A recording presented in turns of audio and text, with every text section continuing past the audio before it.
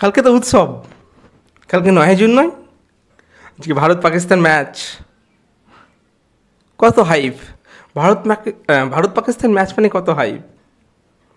সব কাজ ছেড়ে টেড়ে ভারত পাকিস্তান ম্যাচ দেখো। ভাই এত হাইপ কেন রে ভাই? ভারত পাকিস্তান ম্যাচ এত হাইপ হয় কেন আমি বুঝে উঠতে পারি না। প্রচণ্ড হাইপ। ভারত পাকিস্তান ম্যাচ হলেই সবাই খেপে যায়।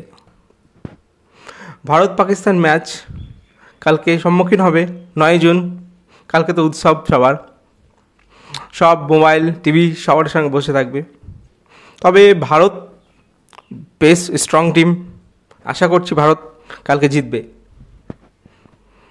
ভারতের ব্যাটিং লাইন আপ খুবই ভালো আছে। রোহিত শর্মা আর বিরাট কোহলি 5 ওভার মিনিমাম পাওয়ার প্লেতে টিকে গেলেই পাকিস্তানের খবর আছে ভাই। এই দুটো ব্যাটারকে যদি ফেলে দেয় তাহলে ইন্ডিয়ার ব্যাটিংগুলো কলাপস হয়ে যাবে। এই দুটো ব্যাটারের ওপর নির্ভর করে পাওয়ার প্লে রানের ওপর। পাওয়ার প্লেতে যদি ভারত ভালো করতে পারে তাহলে ম্যাচ জেতার সম্ভাবনা আছে। পাওয়ার প্লেতে যদি না রান হয় তাহলে ম্যাচ জেতার কোনো সম্ভাবনা নেই। পাকিস্তানের যেহেতু বলারের দিক খুবই স্ট্রং, তারা বল ভালো করে। তাদের বলার আছে নাসিম শাহ, হারিস স্টপ, শাহিন আফ্রিদি, আমির তাওয়ার ফিরে এসেছে টিমে। তাদের বলিং লাইনটা খুবই স্ট্রং। ব্যাটিংটা ঠিক আছে, ব্যাটিং শুধুমাত্র বাবর আজম, সাদ্দাব খান, রিজওয়ান এদেরকে ফেলে দিতে পারলেই ভারতের জয় নিশ্চিত। তবু দেখা যাক কি হয়, ম্যাচ দেখলেই বুঝতে পারা যাবে। তোমরা তো ম্যাচ দেখার জন্য প্রস্তুত তো বন্ধুরা? দেখবে কালকে ভারত পাকিস্তান ম্যাচ। আমি তো ভারত সাপোর্টার, আমি ইন্ডিয়াকে সাপোর্ট করি, ইন্ডিয়াকে খুব ভালোবাসি। আমি যেহেতু ইন্ডিয়ান তাই ইন্ডিয়াকেই তো সাপোর্ট করব। রোহিত শর্মা কালকে খেলে দেখছে, এটাই চাই।